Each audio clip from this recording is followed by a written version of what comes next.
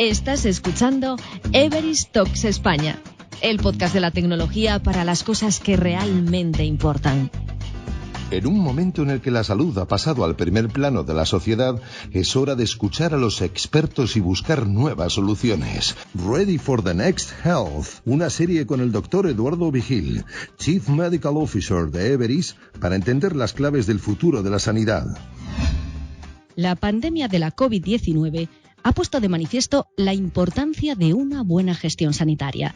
En el caso particular de España, conviene conocer cuál es la realidad del sistema y reflexionar acerca de cómo podemos mejorar nuestras políticas en torno a la sanidad.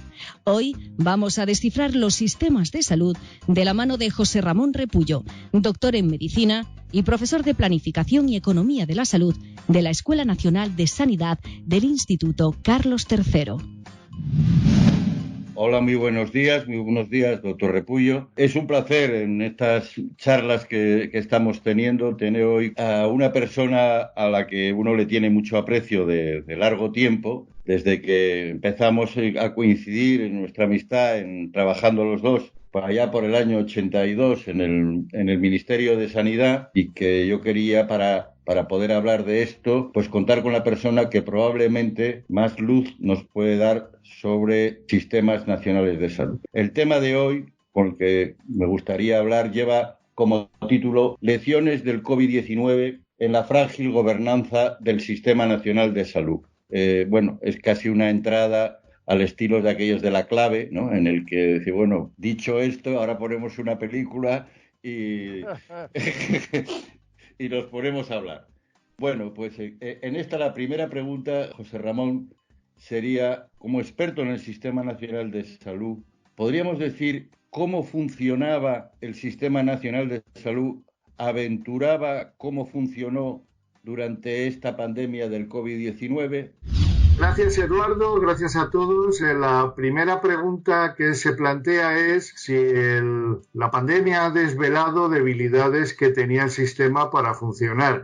Y obviamente así ha sido, porque en efecto pues tenemos un sistema del cual se habla con frecuencia si es 1 o 17, en referencia a los servicios de salud de las comunidades autónomas. Yo creo que técnicamente es un único sistema, pero basado en 17 subsistemas o servicios de salud imperfectamente articulados, o como prefieran, perfectamente desarticulados. Para mostrar esta dificultad de coordinación, pues podemos ver que han sido necesarias nada menos que recurrir al estado de alarma para generar disposiciones legales capaces de hacer funcionar el sistema en condiciones límite.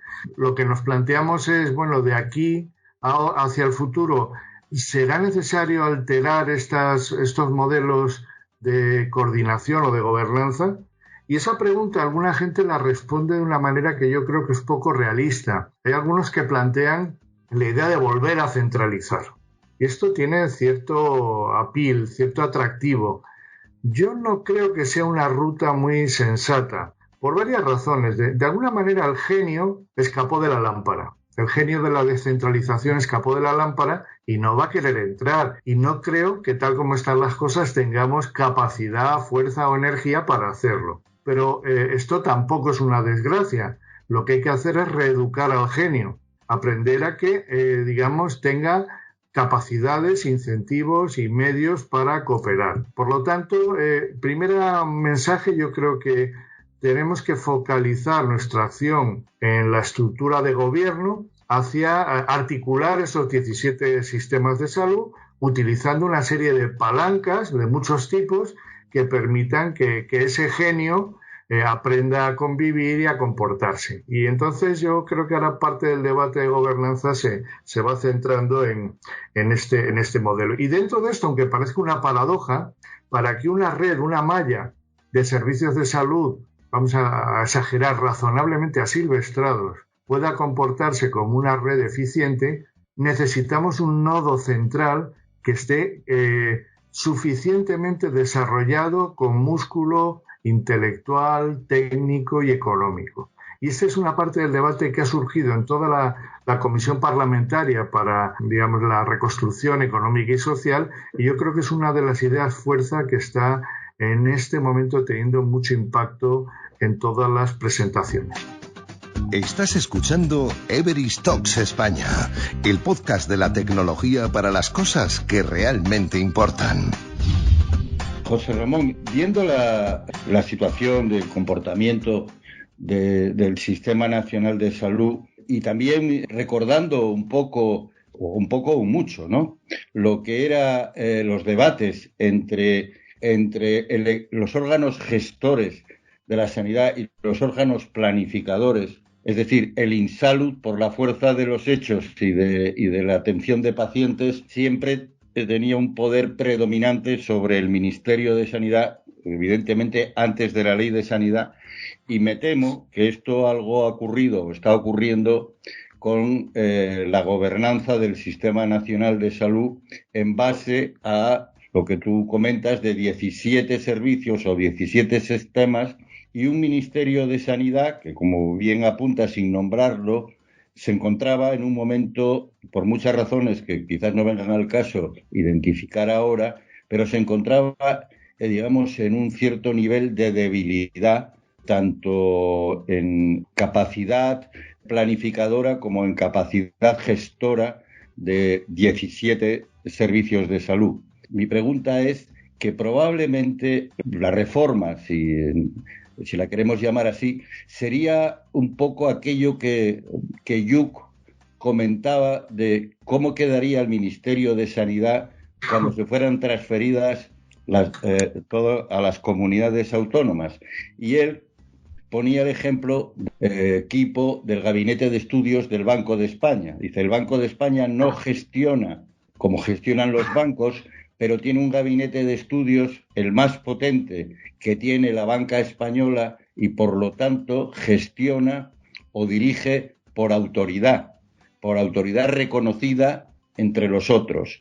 ¿Tú crees que sería posible o sería una vía de reformar el sistema o el actual Sistema Nacional de Salud poniendo en pie un Ministerio de Sanidad con las mismas competencias, pero con muchísima más autoridad y muchísima más carga de intelectualidad y de planificación que lo que actualmente tiene? ¿Cómo lo ves? Bien, es muy interesante este tema porque yo creo que si Yuc levantara la cabeza vería que en vez de haber montado un servicio de estudios del nivel y del prestigio del Banco de España, lo que hemos hecho es desmontar los pocos elementos de inteligencia que el sistema. Incluso el Instituto de Salud Carlos III ahora está en otro ministerio desde hace tiempo. Por lo tanto, a ver, que lo sepa todo el mundo. Lo que pasó desde el 1 de enero de 2002, donde ya se transfirió el INSALUD y ya todas las competencias eran de las comunidades autónomas, no es que las comunidades autónomas se tornaran ferozmente independientes, que posiblemente también. Es que la Administración General del Estado respiró aliviada porque se había quitado un marrón. Es que esto no lo sabe la gente, pero esto es verdad. Y entonces la frase de oro era: la sanidad está transferida.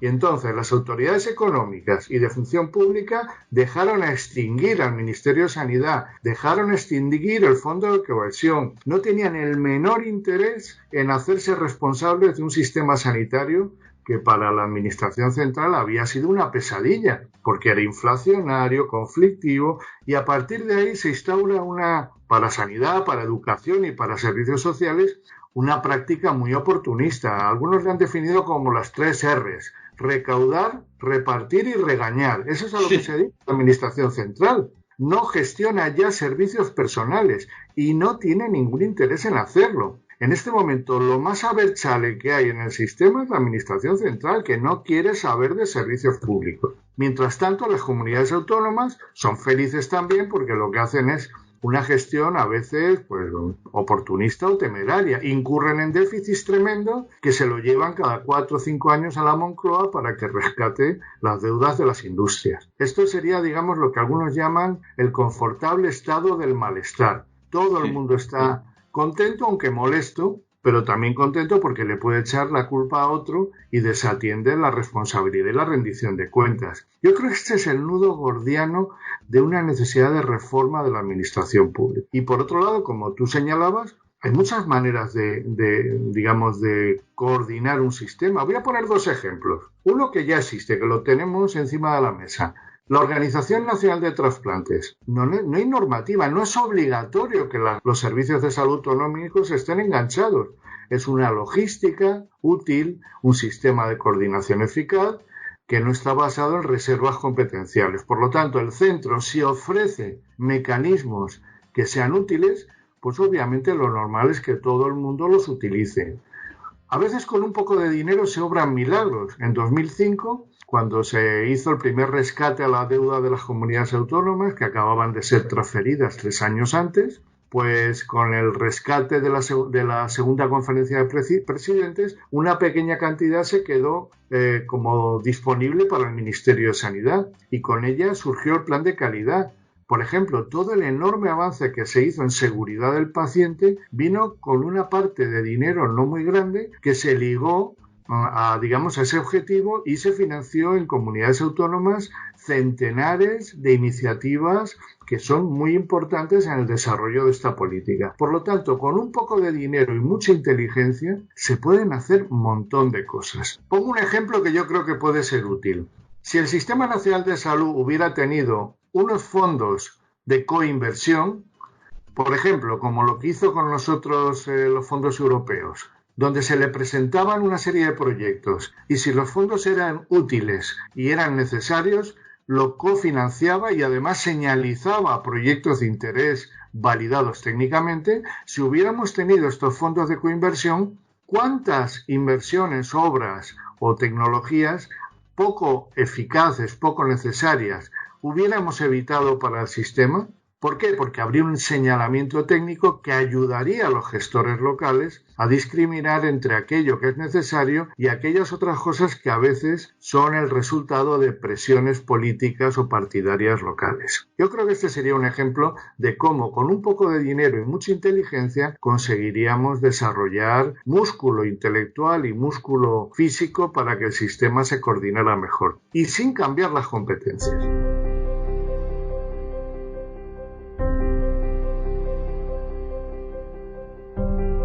Everest Health, tecnología que salva vidas.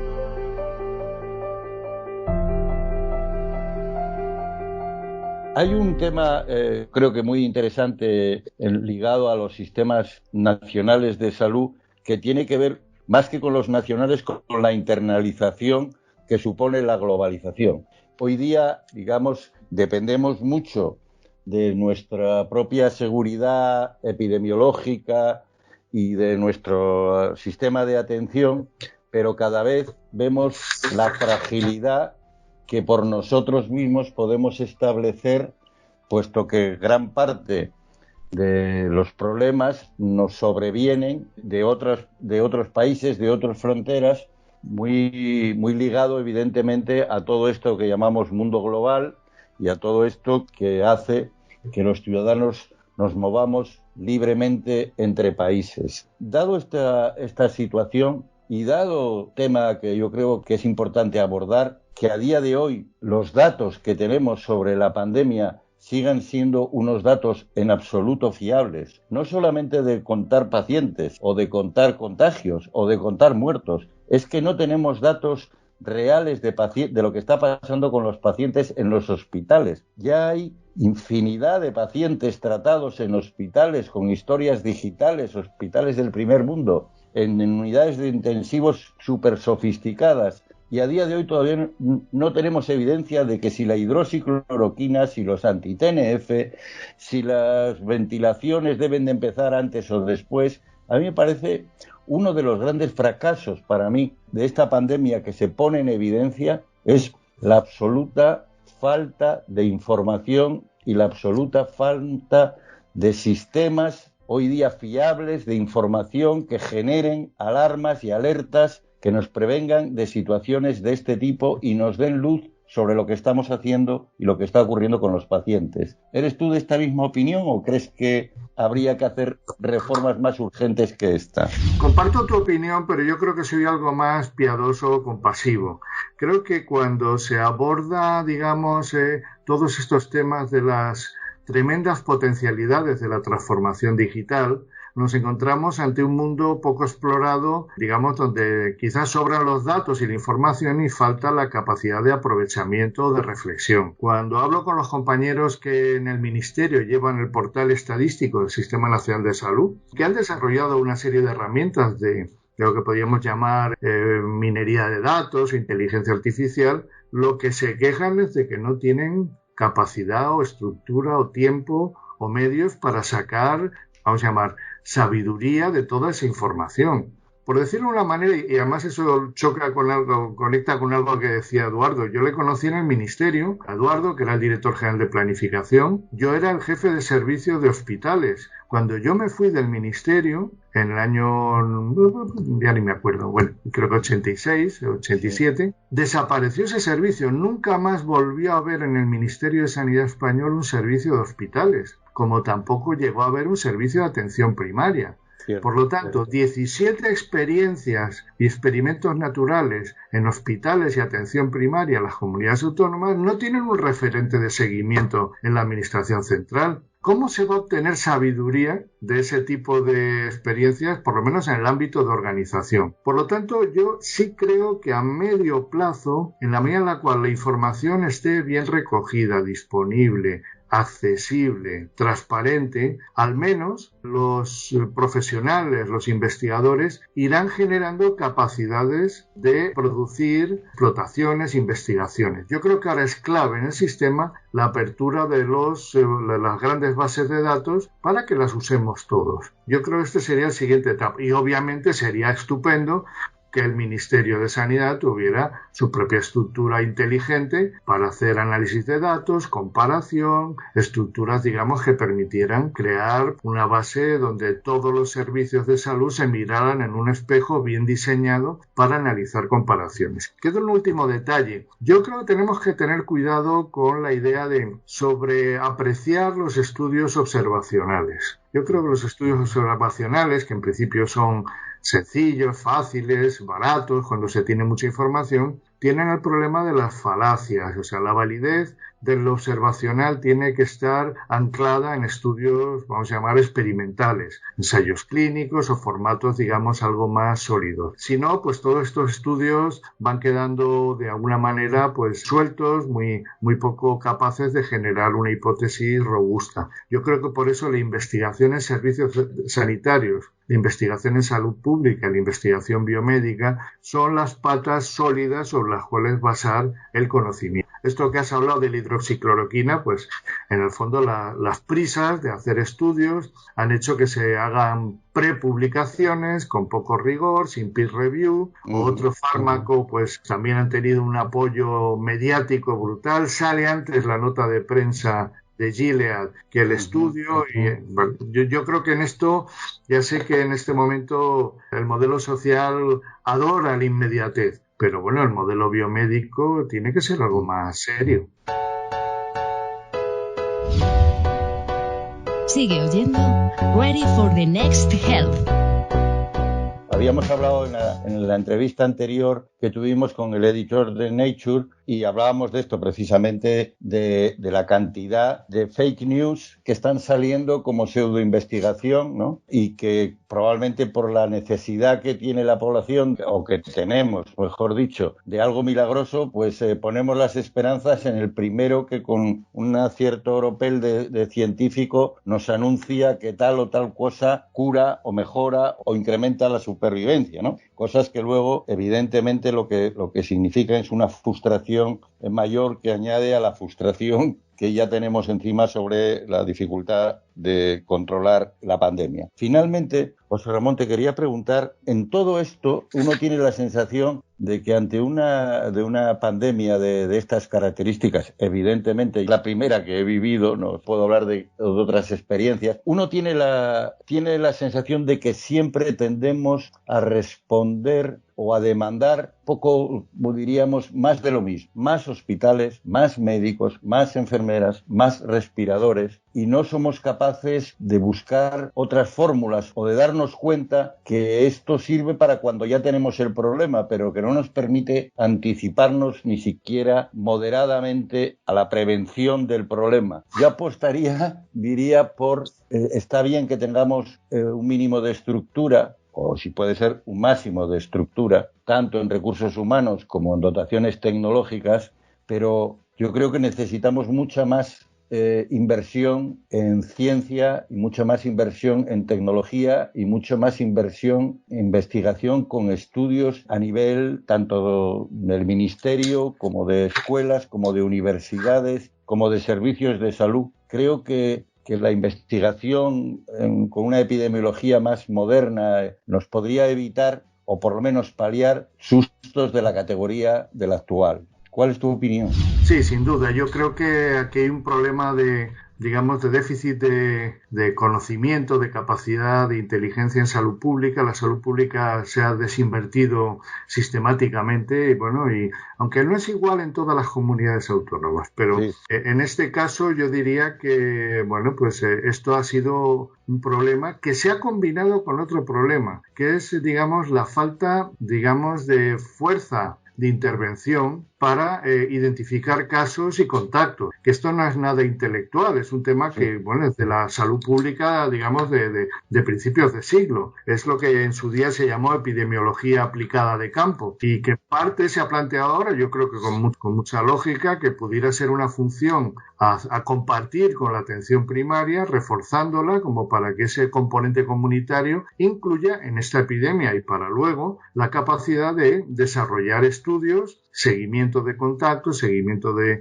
medidas de salud pública, dado que la capilaridad de la atención primaria llega a todos los rincones de España. El problema es que la atención primaria anda desmoralizada y desinvertida también, es decir, ha habido una falta de actualización. Pero la actuación la tenemos en España, en los lugares donde hubo suerte y entró un poquito más tarde y menos fuerte la pandemia, más o menos los centros sanitarios resolvieron razonablemente bien el reto. En lugares como Madrid o Barcelona o Castilla y León, entró brutalmente pronto y una vez que desbordó la capacidad de controlar las cadenas de transmisión, se convirtió en una transmisión comunitaria, saturó los centros sanitarios y lo que menos gente sabe, los centros sanitarios se convirtieron a su vez en elementos de mantenimiento y transmisión de la propia pandemia. Médicos y enfermeras sobresaturados, sin medios de protección, intentando hacer lo que podían y lo que casi ni podían en favor de los enfermos, crearon un circuito en el cual